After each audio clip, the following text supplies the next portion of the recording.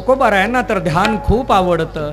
आवडे निरंतर हेची ध्यान. पण कोणतं ध्यान आवडतं? सुंदर ते ध्यान उभे विटेवारी.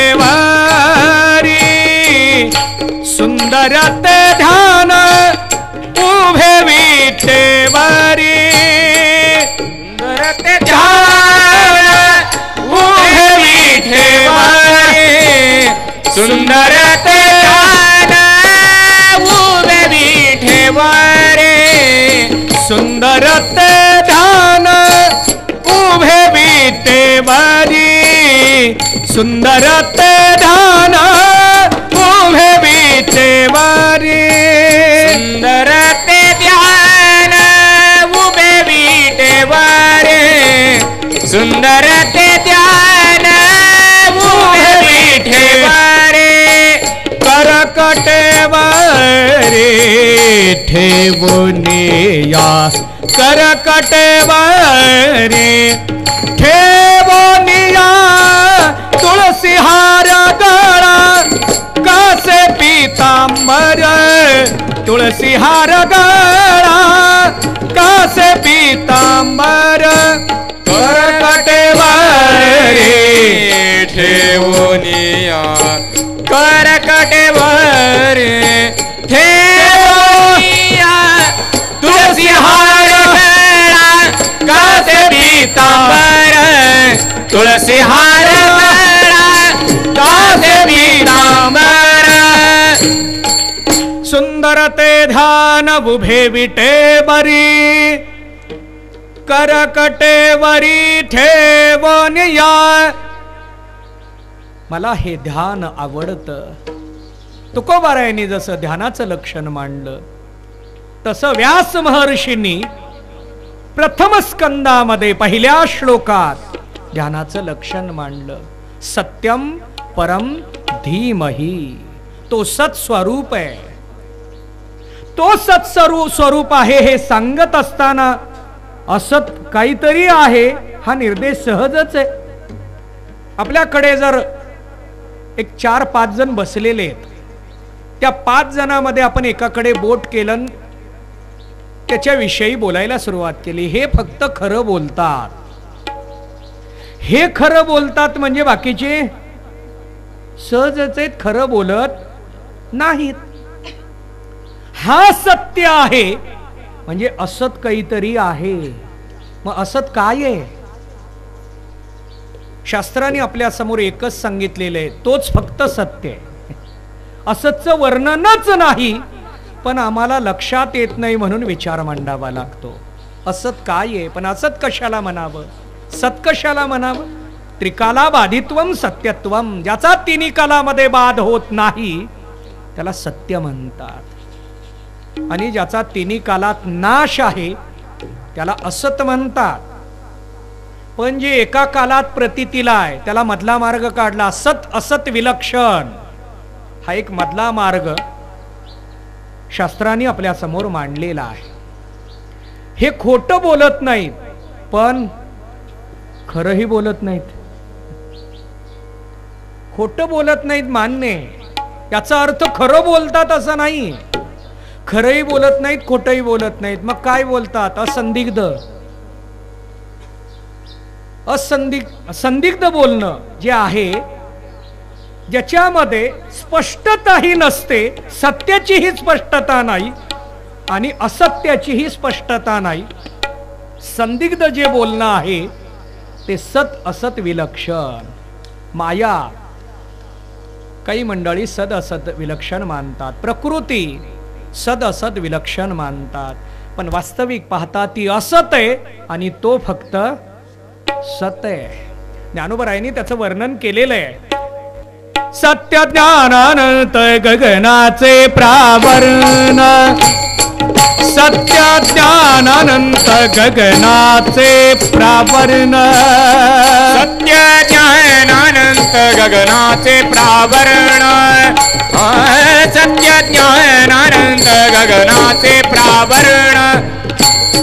सत्य ज्ञानानंत गगनाचे प्रावरण, सत्य ज्ञानानंत गगनाचे प्रावरण, सत्य ज्ञानानंत गगनाचे प्रावरण, सत्य ज्ञानानंत गगनाचे प्रावरण, नाही रूप वर्ण गुण जेथे, नाही रूप वर्ण गुण जेथे, तोहारे श्रीहरी पाहिला डोळे भरी, तोहारे श्रीहरी पाहिला डोळे भरी, नाही रूप वर्ण गुण जेथे, नाही रूप वर्ण गुण जेथे, तोहारे श्रीहरी पाहिला डोळे भरी, तोहारे श्रीहरी पाहिला डोळे भरी,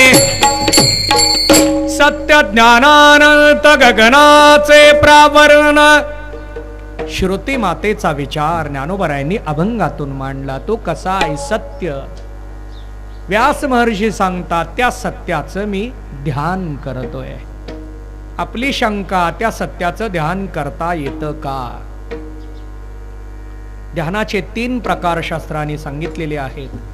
प्रतीक ध्यान, ध्येयानुसार ध्येयानुसार ध्यान आणि अहंग्रह ध्यान. प्रतीक ध्यान कुणी केलं, कसं करता येतं?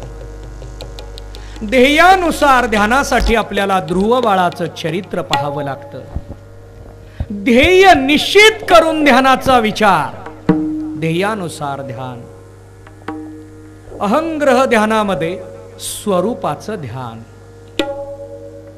अहम ब्रह्मास्मी.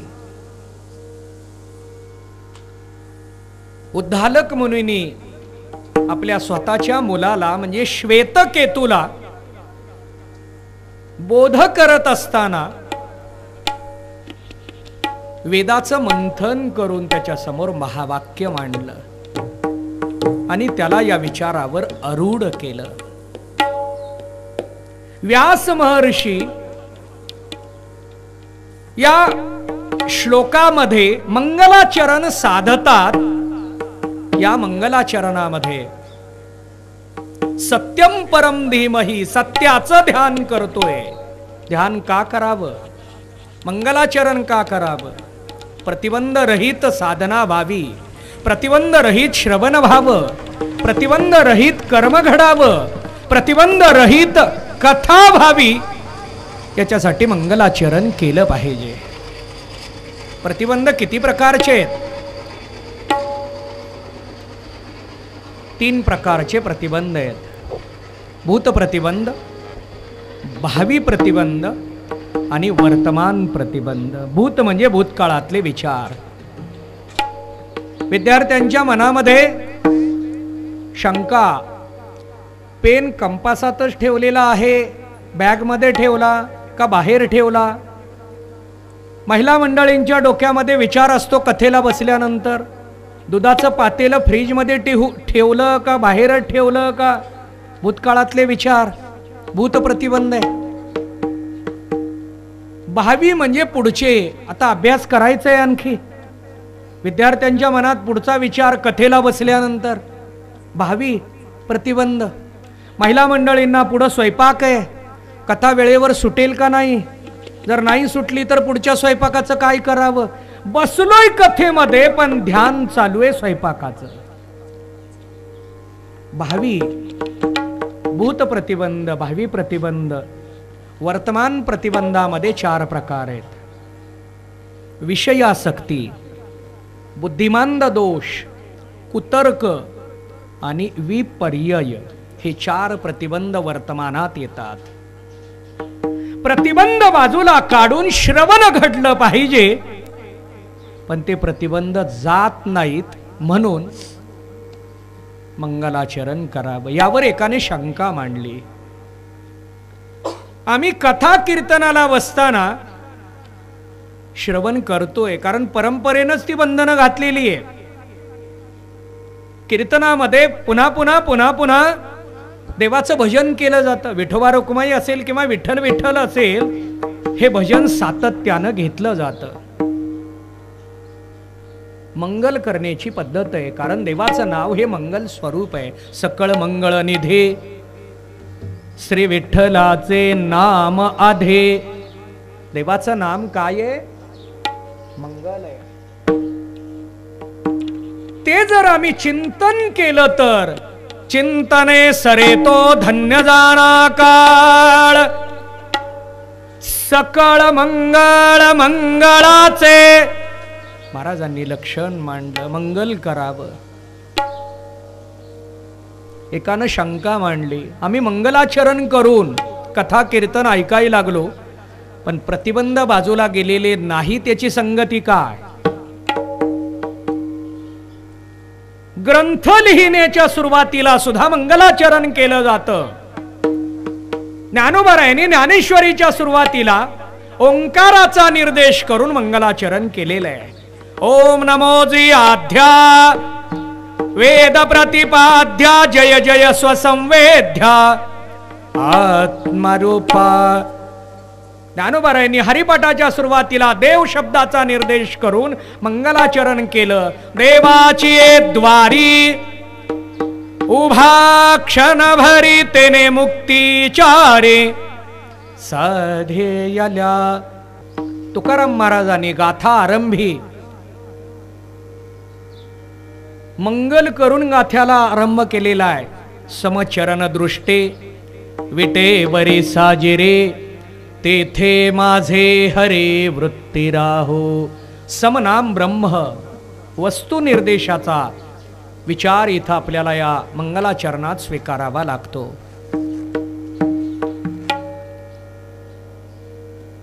मंगलाचरण करून आम्ही जर श्रवणाला बसलो, अडथळा दूर झाला नाही, याच्यावर एक दृष्टांत दिला जातो. एखाद्या ठिकाणी जर आग लागली, घर पेटलेलं आहे, परिसरातले लोक काय करतात? पाणी घेऊन ते विझवण्याचा प्रयत्न करतात. ती आग विझवण्याचा प्रयत्न सर्वांचा चालू असतो.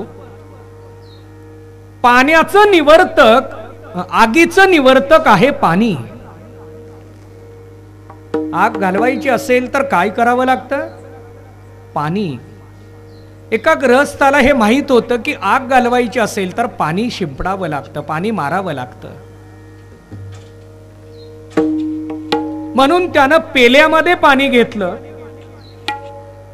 आणि चमच्याने पाणी मारू लागला. आग विझवायची असेल तर काय करावं लागतं? पाणी मारावं लागतं. म्हणून त्यानं काय केलं? पाणी घेतलं पेल्यात, घर पेटलेलं आहे, आणि चमच्याने पाणी मारू लागला. त्याला विचारलं, असं का? पाण्याने आग विझते. पाण्याने आग विझते हे बरोबर आहे, पण आग ज्या प्रमाणामध्ये आहे त्या प्रमाणामध्ये पाण्याचा मारा झाला पाहिजे. त्याप्रमाणे प्रतिबंध किती आहे त्या प्रमाणात मंगलाचरण घडलं पाहिजे. मंगलाचरणाचा विचार आपल्या समोर या ठिकाणी अशा पद्धतीने मांडला गेलेला आहे. मंगलाचरण करत असताना प्रतिबंधाच्या निवृत्तीसाठी करावं. मंगलाचरण करूनच कार्याला आरंभ कर्तव्य म्हणून करावं. यामध्ये कर्मातून घडणारं मंगलाचरण, शब्दातून घडणारं मंगलाचरण आणि ध्वनीतून घडणारं मंगलाचरण. मंगलाचरणाचाच आज विस्तार चालू आहे आपला. कथेच्या चरित्राला आपण आणखी स्पर्श केलेला नाही, पण मंगलाचरण संतांनी केलेलं आहे याची संगती काय? त्यांनी केलं म्हणून आपण करावं, आपण केलं म्हणून पुढच्यानी करावं असं नाही. कर्माचं मंगलाचरण कोणतं? शब्दाचं आणि ध्वनीचं. आपल्याकडे मंदिरामध्ये आल्यानंतर आपण घंटा वाजवतो. ध्वनी आरती करताना डाव्या हातामध्ये घंटी असते आणि उजव्या हातामध्ये आरती असते. हा ध्वनी आहे. मंगलाचरण साधलं जातं. मृदंगाचं वादन विण्याचं वादन हे मंगलाचरण आहे. मंगलाचरणाचा हा प्रकार आहे. शंख वाजवणं, आपल्याकडे आरतीच्या वेळेला शंख नाद केला जातो, शंख वाजवला जातो. कारण ते काय आहे? ध्वनी रूप मंगल आहे. शंख वाजवल्याबरोबर एक वातावरण तयार होतं. कशासाठी वाजवायचंय? घंटा कशासाठी वाजवायची? मंदिरामध्ये जे अमंगल असे काही त्या ठिकाणी जर वातावरण असेल तर ते बाजूला व्हावं, त्याच्या निवृत्तीसाठी घंटानाद करून मंगलाचरण केलं जातं. शंखनाद करून मंगलाचरण केलं जातं. आपण महाभारतामध्ये एक चिंतन पाहतो. कौरव आणि पांडवांचं युद्ध होण्या अगोदर शंखानाद आहे. कोणी कोणता शंख वाजवला याचं वर्णन भगवद्गीतेत आहे. त्या शंखांची नावं सुद्धा सांगितलेली आहेत. युद्धाच्या प्रारंभी जर मंगल करावं तर कथेच्या प्रारंभी काय करावं? युद्धाच्या प्रारंभी मंगल केलं जातं. नवे जीवनामध्ये सुद्धा आपल्याकडे संस्कार करण्याची पद्धत आहे. आपल्या संस्कृतीमध्ये 16 संस्काराचा विचार आहे. आणि या 16 संस्कारामध्ये गर्भसंस्कारापासून अग्निसंस्कारापर्यंत 16 संस्काराचा विचार आहे. यामध्ये सुद्धा सुरुवातीला मंगलच आहे. संस्कार करायचंय. जीवनामध्ये सुद्धा मंगलाचरणाचीच गरज आहे. व्यासांनी या स्कंदामध्ये, प्रथम स्कंदामध्ये पहिल्या श्लोकात मंगल केलं. पण शुकाचार्यांनी मात्र दुसऱ्या स्कंदामध्ये 12 श्लोकातून मंगलाचरण केलेलं आहे. एक श्लोक जर 3-3 तास वर्णन करता येतो तर 12 श्लोकाला किती तास लागतील? फक्त मंगलाचरणातच 7 दिवस जाणार आहेत.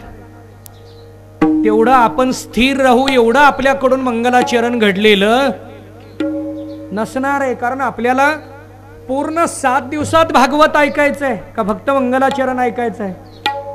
आपल्याला मंगलाचरण फक्त ऐकायचं नाही, पण मंगलाचरणाची एवढी मोठी व्याप्ती आहे की ते केल्याशिवाय आपल्या कथेला निर्विघ्नपणे सुरुवात होणार नाही.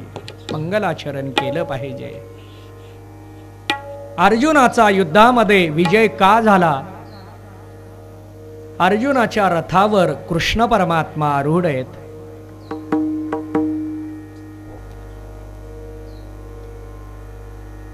नवे नवे त्या रथावर हनुमंतराय आहेत. त्या रथावर कोण आहे? हनुमंतराय आहेत. असं चिंतन भगवद्गीतेमध्ये पाहायला मिळतं. दोन्ही सैन्यांच्या मध्यावर मला घेऊन चल असं कृष्ण परमात्म्याला अर्जुन सांगायला लागले. सेनयोर उभयोर मध्ये, उभय म्हणजे दोन्ही सैन्यांच्या मध्ये, रथम स्थापय मेच्युत, हा रथ त्या ठिकाणी घेऊन चल. दोन्ही सैन्यांना मला पाहू दे. पण या रथाचं वर्णन करत असताना हा उत्तम रथ म्हणून सांगितला. अर्जुनाचा रथ उत्तम होता का? त्याची 4 लक्षणं आहेत. रथावर कृष्ण परमात्मा होते, एक लक्षण. रथावर हनुमंतराय होते, दुसरं लक्षण. त्या रथावर अर्जुन आरूढ आहे, तिसरं लक्षण. आणि हा रथच अग्निदेवतेकडून मिळालेला असल्यामुळे तो रथ उत्तम म्हणून स्वीकारला गेला. 4 अवच्छेदक मांडलेली आहेत. मंगलाचरणामध्ये ध्वनिरूप, शब्दरूप आणि क्रियारूप. 12 श्लोकातलं असेल, 1 श्लोकातलं असेल, पण ते मंगलाचरण आहे. पण हे श्रीमद भागवत कथेच्या प्रारंभी मंगलाचरण करून कथेला प्रारंभ केला जातो. कथा मांडत असताना दोन प्रकारची कथा सांगितली गेली, एक समास कथा आणि दुसरी व्यास कथा. समास कथा म्हणजे थोडक्यात मांडलेली. आपल्याकडे एक वाक्य कानावर येतं, ताकापुरतं रामायण. रामायण कसं सांगायचं? एक मावशी ताक घेण्यासाठी ज्यांच्याकडे ताक उपलब्ध होतं त्यांच्याकडे गेली भांड घेऊन. पण गेल्या गेल्या ताक कसं मागायचं म्हणून ती बाकीचं बोलत असताना तिने ताक मागितलं. ते ताक येईपर्यंत जे सांगितलं गेलं ते ताकापुरतं रामायण. याला शास्त्रामध्ये उपोद्घात असंही म्हटलं गेलेलं आहे. प्रतिपाद्य विषय मनामध्ये ठेवून त्या अनुषंगानं जे बोलणं आहे त्याला उपोद्घात म्हटलं गेलं. आपल्याकडे असे प्रकार भरपूर आहेत. समास कथा म्हणजे थोडक्यात सांगितली. उत्तम अधिकाऱ्याला जास्त सांगावं लागत नाही. उत्तम अधिकारी, मध्यम अधिकारी आणि कनिष्ठ अधिकारी. उत्तम अधिकाऱ्याला एकदाच सांगावं लागतं. काना वचनाची भेटी सरिसाची पै किरीटी वस्तू होऊन उठी कवन एक जो. त्याला जास्त सांगावं लागत नाही. आणि आम्हाला एकदा सांगून चालत नाही. जीव आहे, जीवाला पुन्हा पुन्हा सांगावं लागतं. पुन्हा पुन्हा म्हणजे किती वेळा? बंधनच नाही, त्याला नियमच नाही, सांगतच राहायचं. जीवाला पुन्हा पुन्हा सांगावं लागतं.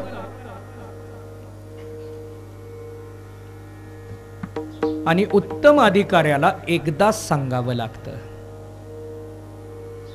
ज्याला एकदा सांगावं लागतं त्याला कथा समासाच्या भूमिकेतून सांगितली जाते.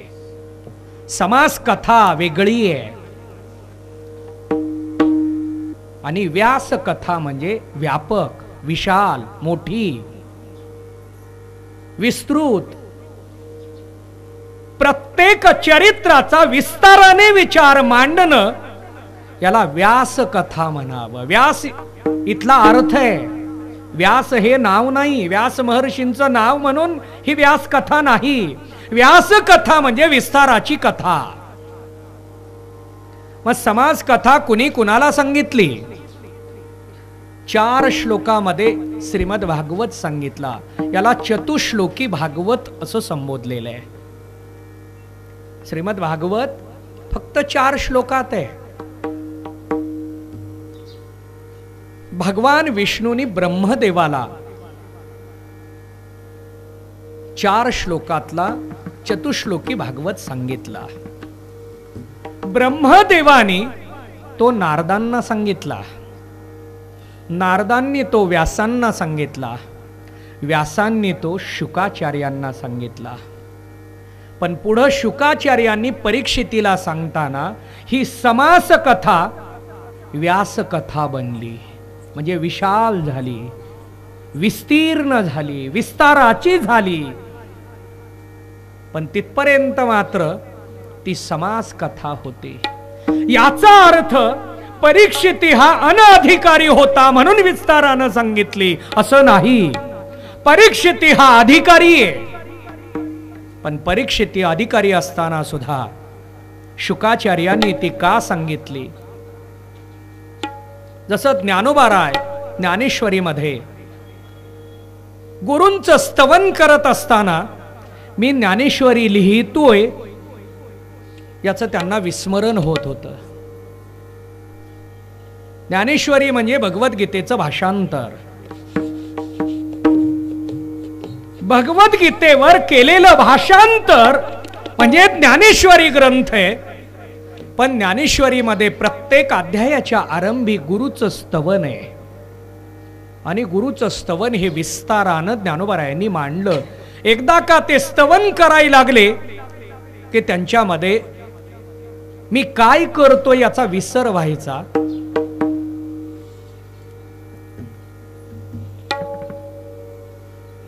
आणि ते त्या नमनामध्ये गुंतून जायचे. याच पद्धतीनं शुकाचार्य एकदा का भगवत चरित्र भगवत लीलांचं वर्णन करायला लागले की त्याच्यात ते रंगून जायचे.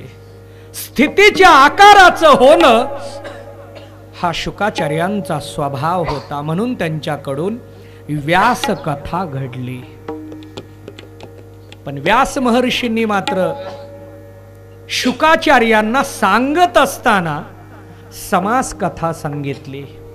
पण ग्रंथ लिहिला तो व्यास कथेच्या माध्यमातून. मग हा ग्रंथ कुठं लिहिला, का लिहिला, लिहिण्यासाठी कोण त्यांना प्रवृत्त केलं, याचा विस्तार आपल्याला या ठिकाणी पाहायला मिळणार आहे. सरस्वती नदीच्या तीरावर व्यास महर्षी बसलेले होते आणि तिथं नारदांचं येणं घडलं. सरस्वती म्हणजे गुप्त राहणारी नदी आहे. ज्ञान हे नेहमी गुप्त राहत असतं आणि गुप्तच ठेवावं. याचा अर्थ ज्ञानदान करू नये असं नाही. ज्ञानदान करावं पण ज्ञान दाखवू नये. आमच्याकडून ज्ञान दाखवलं जातं, दान कमी केलं जातं. अलीकडचा काळ तर ज्ञानदान आहे का ज्ञान विक्री आहे, हा सुद्धा चिंतनाचा मुद्दा आपल्याला पाहावा लागतो. सरस्वती नदीच्या तीरावर बसलेल्या व्यासांची नारदांबरोबर भेट झाली आणि नारद महर्षी व्यास महर्षींना बोलू लागले की आपला चेहरा असा म्लान झालेला आहे. आपल्या चेहऱ्यावरून काळजी दिसतीये आणि ती काळजी का दिसतीये?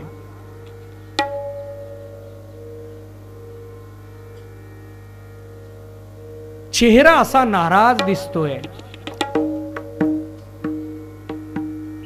चेहऱ्यावर जर आपण पाहिलं तर काळजी ओसंडतीये.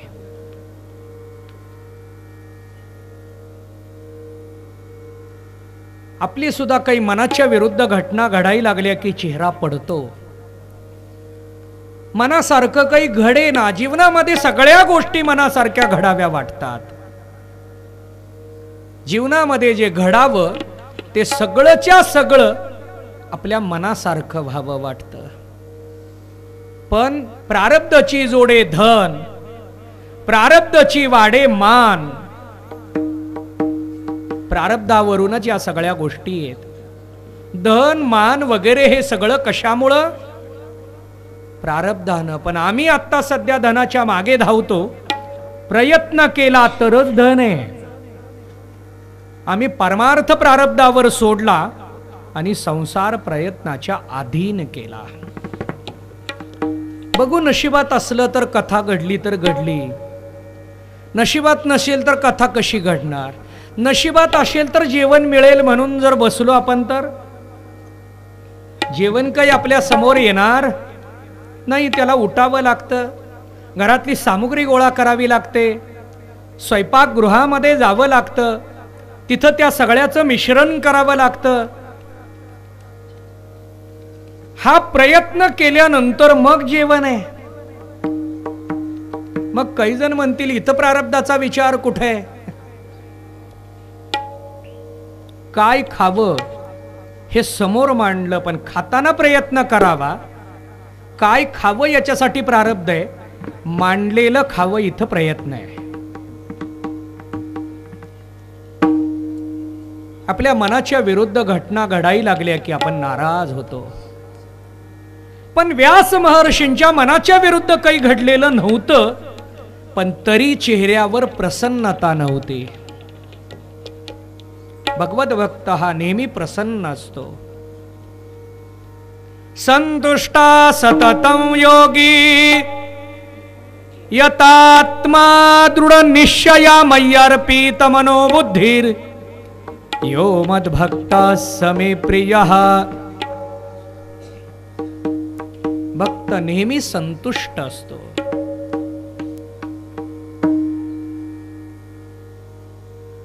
व्यास महर्षींचा चेहरा पाहिला आणि नारद महर्षी म्हणायला लागले, काय झालेलं आहे? व्यास महर्षी म्हणायला लागले, काही लक्षात येत नाही, काय कळत नाही की नेमकं काय झालेलं आहे. त्यावेळेला नारद महर्षी म्हणायला लागले की तुम्ही देवांच्या लीलांचं वर्णन करणारा ग्रंथ लिहा. व्यास महर्षी म्हणायला लागले, मी लिखाण केलेलं आहे, पण लिखाण करत असताना, देवाचं स्वरूप मांडत असताना जाता जाता लीला वर्णन केली.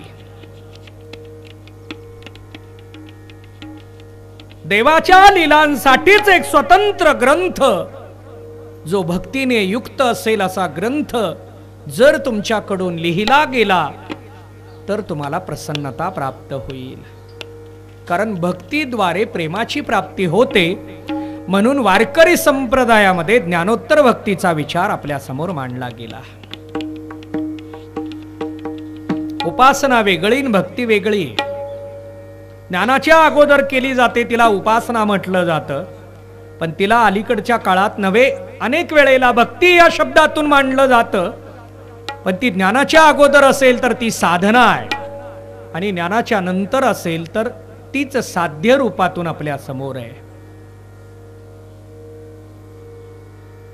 मग या भक्तीच्या माध्यमातून आम्ही समाधानापर्यंत पोहोचणार आहे. कारण त्या भक्तीतून निर्माण होणारं प्रेम हे आमच्या समाधानाला, प्रसन्नतेला कारण ठरतं. महाराजांनी देवाला मागणी मागत असताना हा विचार मांडलेला आहे. प्रेम सुख देई, प्रेम सुख देई, मला प्रेम सुख दे, प्रेमाविन नाही समाधान. त्यामुळे महाराज चिंतन मांडत असताना विचार मांडतात, भक्ती प्रेमाविन ज्ञान नको देवा, भक्ती प्रेमाविन ज्ञान नको देवा, भक्ती प्रेमाविन ज्ञान नको देवा, भक्ती प्रेमाविन ज्ञान नको देवा, भक्ती प्रेमाविन ज्ञान नको देवा, भक्ती प्रेमाविन ज्ञान नको देवा, भक्ती प्रेमाविन ज्ञान नको देवा, भक्ती प्रेमाविन ज्ञान नको देवा. अभिमान नित्य नवातया माझे, अभिमान नित्य नवातया माझे, प्रेम सुख देई, प्रेम सुख देई, प्रेम सुख देई, प्रेम सुख देई, अभिमान नित्य नवातया माझे, अभिमान नवाजला माझी, प्रेम सुख देई, प्रेम सुख देई, प्रेम सुख देई, प्रेम सुख देई. भक्ती प्रेमाविन ज्ञान नको देवा, अभिमान नित्य नवातया माझी. याच्या विस्तारात आता मी जाणार नाही. चिंतन चालू आहे, भक्ती प्रेमाशिवाय समाधान नाही. नारद महर्षी हाच विचार व्यास महर्षींना सांगू लागले. व्यास महर्षींनी अनेक ग्रंथांचं लिखाण केलेले, वर्णन केलेले, ग्रंथरचना मोठ्या प्रमाणात केलेली, पण तरी त्यांना समाधान लाभलं नाही. आपलंही असं घडतं. अनेक वर्ष आपण वारी केली, भजन केलं, काकडा केला, कीर्तन केलं, प्रवचन केलं, पण तरी आपल्या चेहऱ्यावर समाधान दिसत नाही. याला कारण आपल्या हातून भक्ती घडली नाही, उपासना घडली. कर्म घडलेलं आहे, उपासना घडली, पण भक्ती घडली नाही. भक्ती जर घडली तरच आम्ही समाधानाला पोहोचणार आहे. मग ही भक्ती पटवून देणारा ग्रंथ म्हणजे श्रीमद भागवत. हा ग्रंथ आगळा वेगळा म्हणून आपल्या समोर आहे. व्यास महर्षींनी समाजाला भक्ती सांगावी म्हणून जो ग्रंथ लिहिला तो हा ग्रंथ आहे. भक्तीने ओतप्रोत असलेला ग्रंथ म्हणून या ग्रंथाची ओळख आहे. काही ग्रंथ ज्ञानप्रधान आहेत, काही ग्रंथ उपासना प्रधान आहेत, काही ग्रंथ भक्ती प्रधान आहेत. वेदामध्ये 3 प्रकाराचं वर्गीकरण आहे. कर्म, उपासना आणि ज्ञान.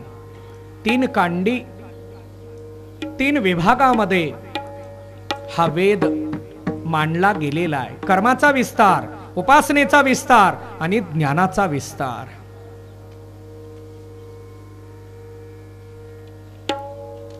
काही ग्रंथांमध्ये फक्त ज्ञान आहे, काही ग्रंथांमध्ये फक्त उपासना आहे, काही ग्रंथांमध्ये फक्त कर्म आहे, पण काही ग्रंथांमध्ये फक्त भक्ती आहे. भक्तीने युक्त असलेला ग्रंथ म्हणजे श्रीमद भागवत ग्रंथ. मग याचं काय करायचंय? कथन करायचंय. कथा. कथा कशाला म्हणावं? कथा कथा हा प्रश्नार्थक शब्द आहे, पण आपल्याकडे रूढ झाला चरित्र म्हणजे कथा. आपल्याकडे काय रूढ झाला? चरित्र म्हणजे कथा. यथा तथा कथा. येन केन प्रकारेण यथा तेन प्रकारेण तथा सर्व प्रकारेण सर्वथा. सर्व प्रकारेण सर्वथा तेन प्रकारेण तथा येन प्रकारेण यथा किम प्रकारेण कथा. कथा प्रश्न आहे. कथेमध्ये काय आहे? यात काय आहे? अवतार म्हणजे काय? चरित्र म्हणजे काय? कुणाचं चरित्र? किती अवतार? हा प्रश्न म्हणजे कथा. पण आपल्याला कथा शब्दाचा अर्थ काय रूढ झाला? आपल्यामध्ये चरित्र म्हणजे कथा असा अर्थ रूढ झाला आणि त्याला घेऊन आपण पुढं मार्गस्थ झालो. चरित्राचं विस्तारानं वर्णन म्हणजेच अवताराचं वर्णन, म्हणजेच देवाचं वर्णन, म्हणजेच प्रकाराचं वर्णन, याला कथा म्हटलेलं आहे.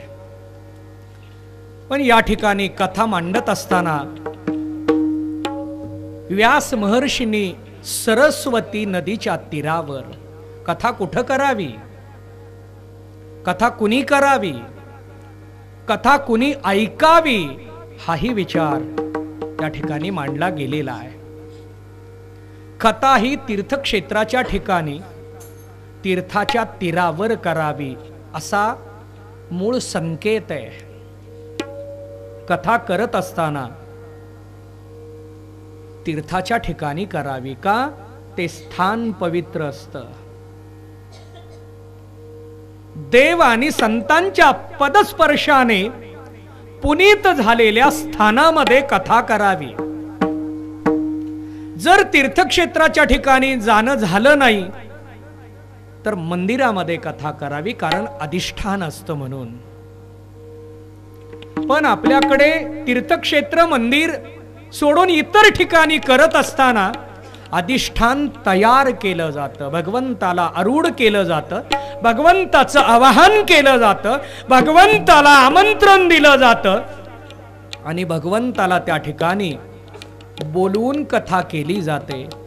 काही जण म्हणतील आपल्या बोलवण्याने भगवंत येत असतात का? आपण जर प्रल्हादासारखं बोलवलं तर नक्की येतात. आपण प्रल्हादासारखं बोलवत नाही. आपण जर गजेंद्रासारखं देवाला बोलावलं तर नक्की देव येतात. गजेंद्रानेही देवाला हाक दिली आणि देवाला बोलावलं. देव कथेमध्ये येतात नव्हे, कथेतच असतात असा विचार नारद महर्षींनी मांडलेला आहे. नाहं वसामि वैकुंठे योगिनं हृदये रवो मद्भक्ता यत्र गायन्ते तत्र तिष्ठामि नारदा. महाराजांनी विचार मांडला, देव कुठे आहे? वैकुंठात नाही. याचा अर्थ वैकुंठात नाहीच. कथेत आला मग वैकुंठातलं कसं? आपल्यासारखा देवाचा विचार नाही. आपण घरून इथं आलो की आपल्याशिवाय घरातली कामं खोळंबलेली असतात.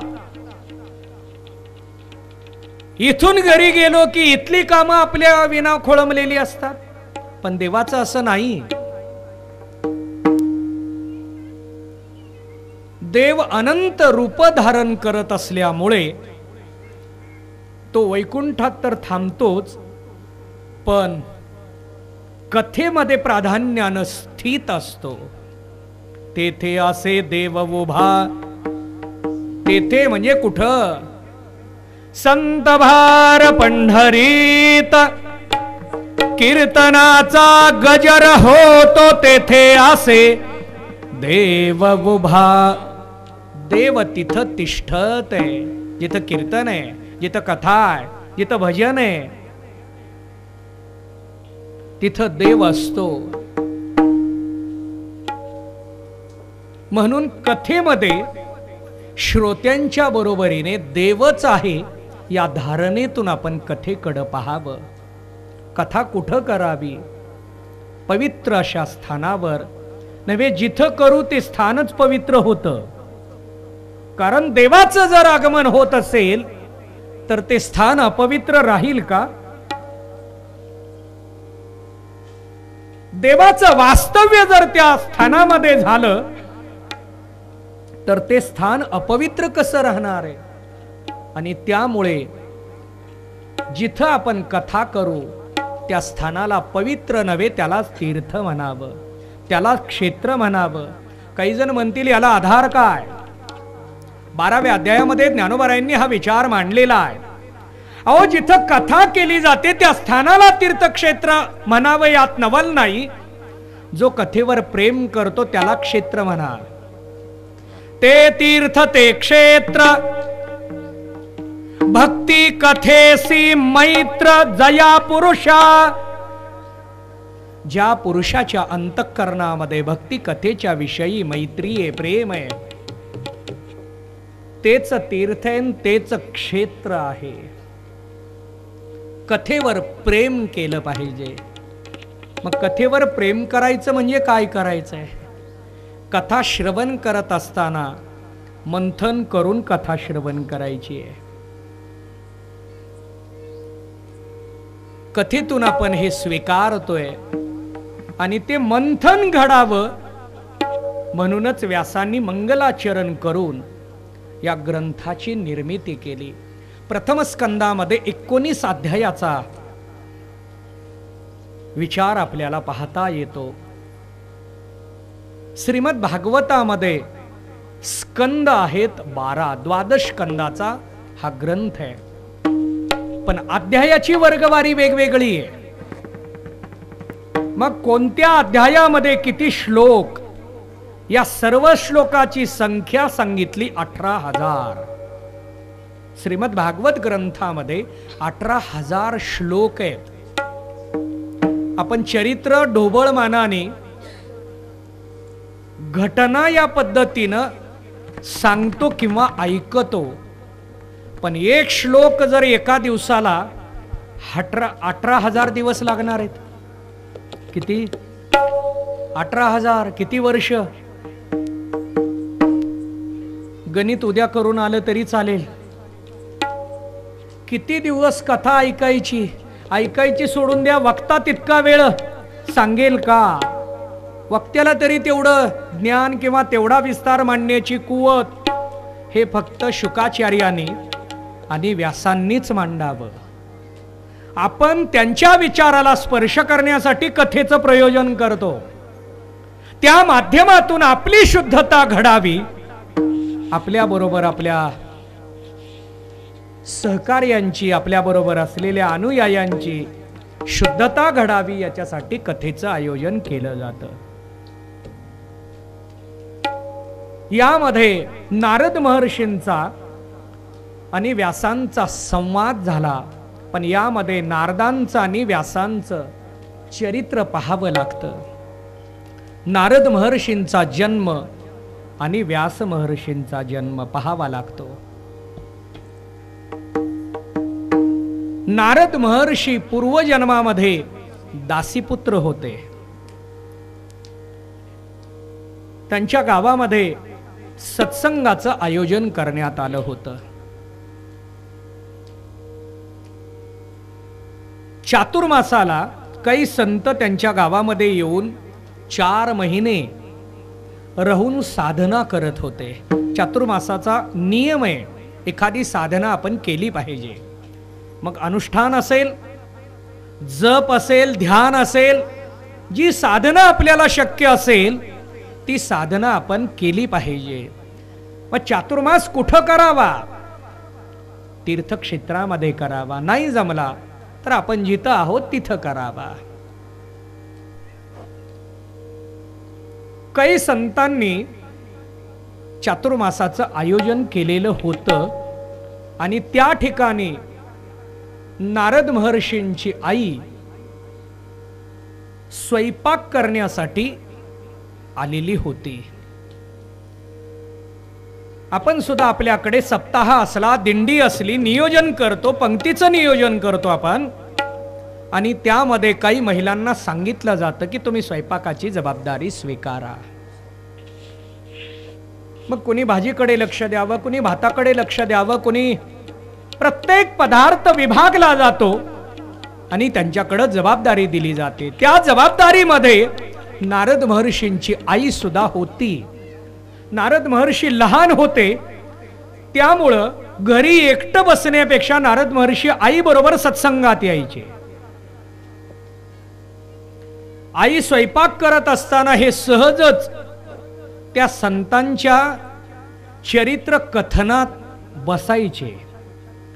त्यांच्याकडून श्रवण घडू लागलं आणि त्यांना गोडी निर्माण झाली.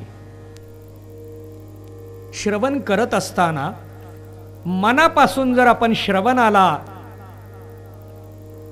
स्पर्श केला तर नक्की गोडी निर्माण होते. आणि अशी गोडी निर्माण झाली की मग ते श्रवण कसं, ते कुठं घेऊन जातं, त्याचा विचार नामदेवरायांनी मांडलेला आहे. श्रवणाचे मीसे बैसावे ये बोनी, श्रवणाचे मीसे बैसावे ये बोनी, श्रवणाचे मीसे बैसावे ये बोनी, श्रवणाचे मीसे बैसावे ये बोनी, श्रवणाचे मीसे बैसावे ये बोनी, श्रवणाचे मीसे बैसावे ये बोनी, श्रवणाचे मीसे बैसावे ये बोनी, श्रवणाचे मीसे बैसावे ये बोनी, साम्राज्य भुवनी सुखी नांदे, साम्राज्य भुवनी सुखी नांदे, साम्राज्य भुवनी सुखी नांदे, गीतालंकार नाम ज्ञानेश्वरी, गीतालंकार नाम ज्ञानेश्वरी, साम्राज्य भुवनी सुखी नांदे, साम्राज्य भुवनी सुखी नांदे, साम्राज्य भुवनी सुखी नांदे, गीतालंकार नाम ज्ञानेश्वरी, गीतालंकार नाम ज्ञानेश्वरी, श्रवणाचे मिसे बैसावे ये बोनी, साम्राज्य भुवनी सुखी नांदे. नामदेवरायांनी श्रवणाचा विचार आपल्या समोर मांडला. नारद महर्षींकडूनही श्रवण घडलं. त्यांना गोडी निर्माण झाली. लहान मूल श्रवणामध्ये स्थिर व्हायला लागलं. हे त्या ठिकाणी असलेल्या संतांच्या लक्षात आलं.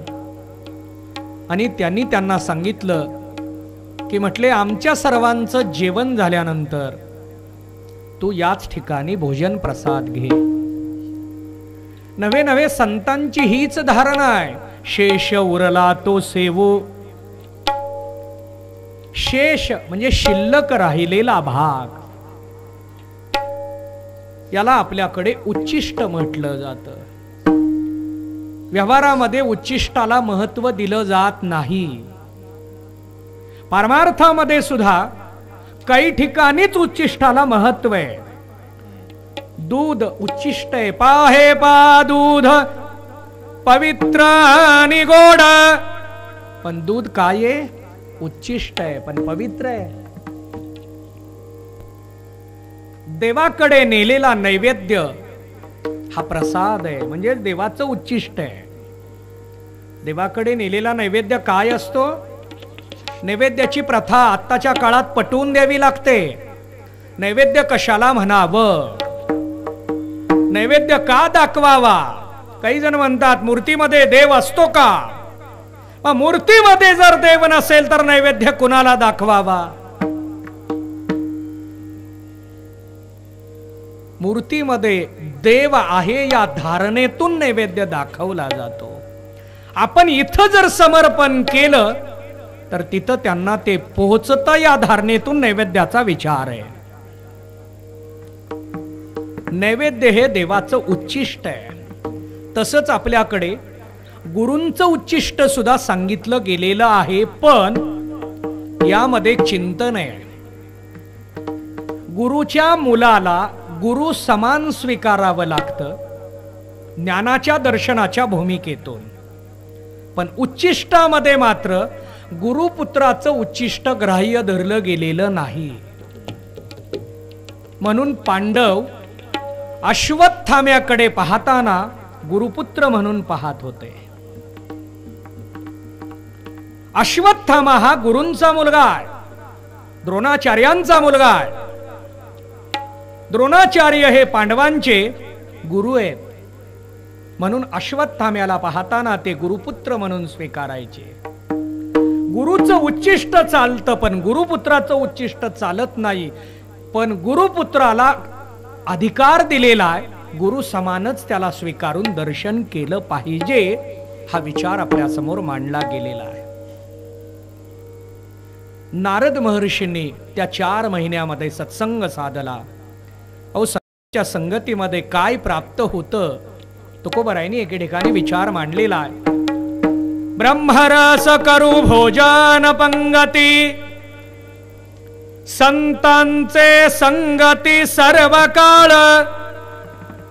त्या ब्रह्मरसाचं पान संतांच्या संगतीमध्ये नारद महर्षींना मिळू लागलं. सत्संगाचा हाच लाभ असतो की आपल्याला दुसरं काही मिळत नाही, फक्त हा ब्रह्मरस आणि भक्तिरस मिळतो, म्हणून सत्संग आहे. तुकोबारायांना सत्संग खूप आवडतो. अनेक अभंगात त्यांनी सत्संगाची मागणी केली. नवे जीवाने सुद्धा सत्संग का साधावा याचा विचार मांडलेला आहे. तुका म्हणे जीने तुका म्हणे जीने, तुका म्हणे जीने, तुका म्हणे तुका म्हणे जीने, तुका म्हणे जीने, तुका म्हणे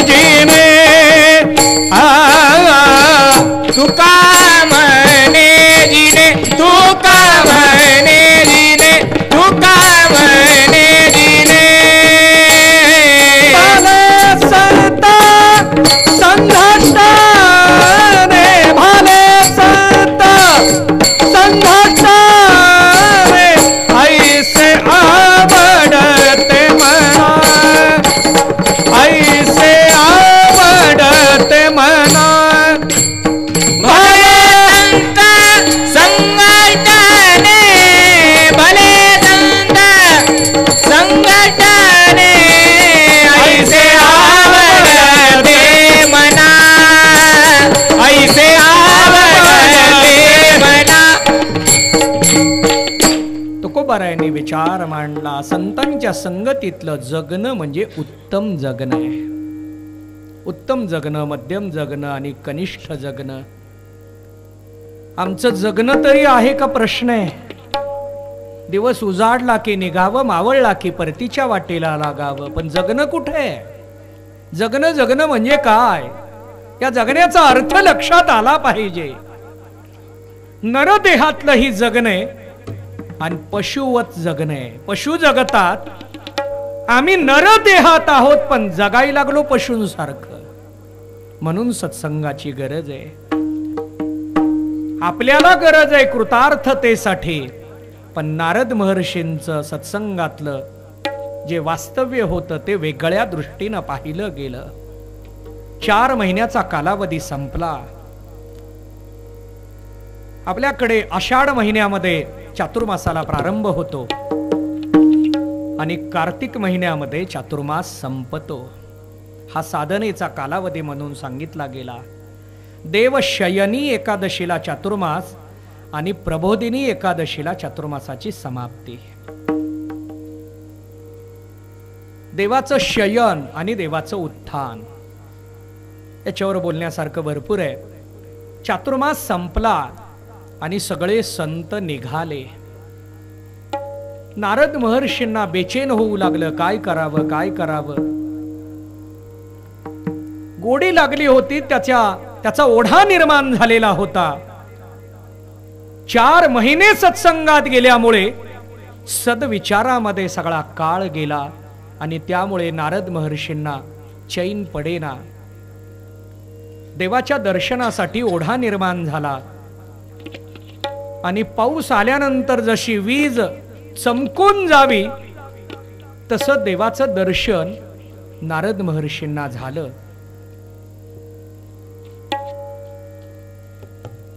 पण देवाचं दर्शन झालं, देव पुन्हा डोळ्यासमोरून बाजूला झाले. नारद महर्षी पुन्हा त्या देवदर्शनासाठी बेचैन झाले. मन स्थिर करता येईना, काय करावं विचार चालू झाला.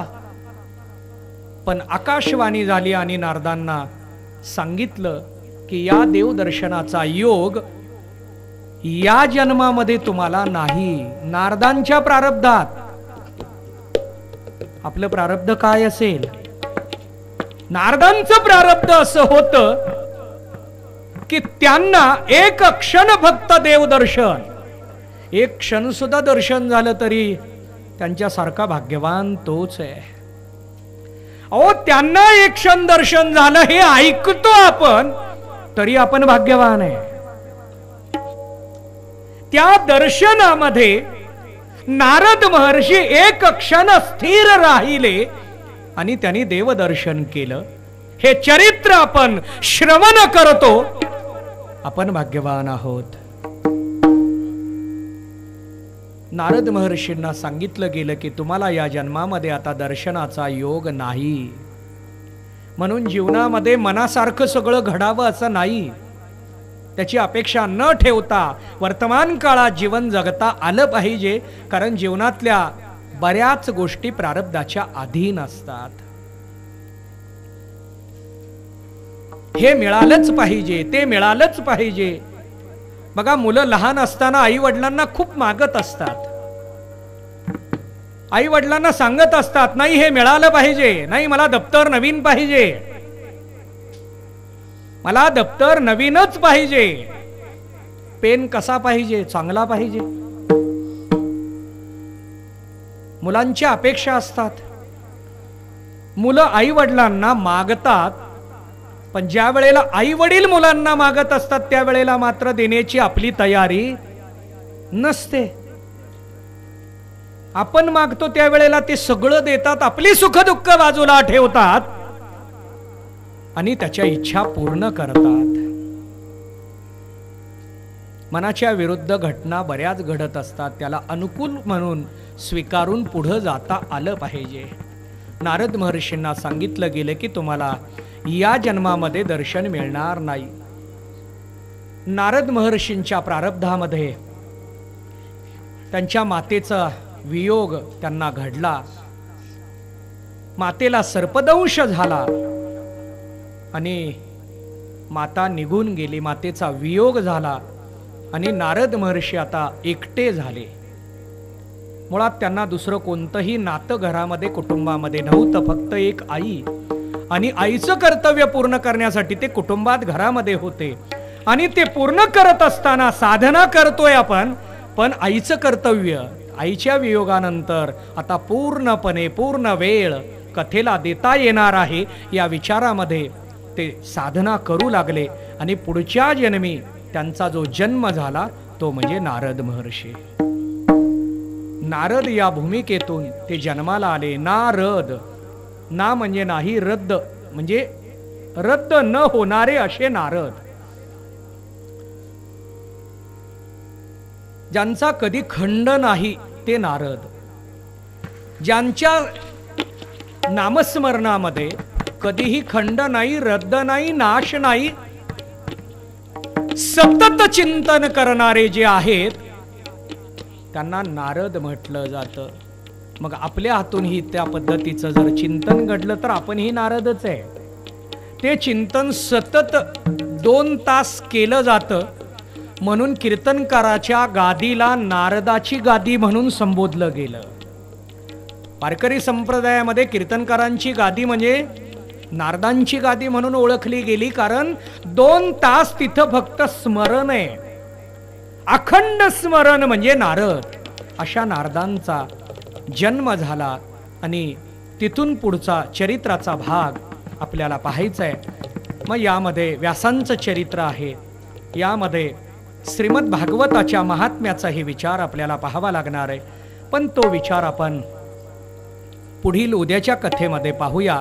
आजची कथा आपल्याला इथंच पूर्ण करायची आहे.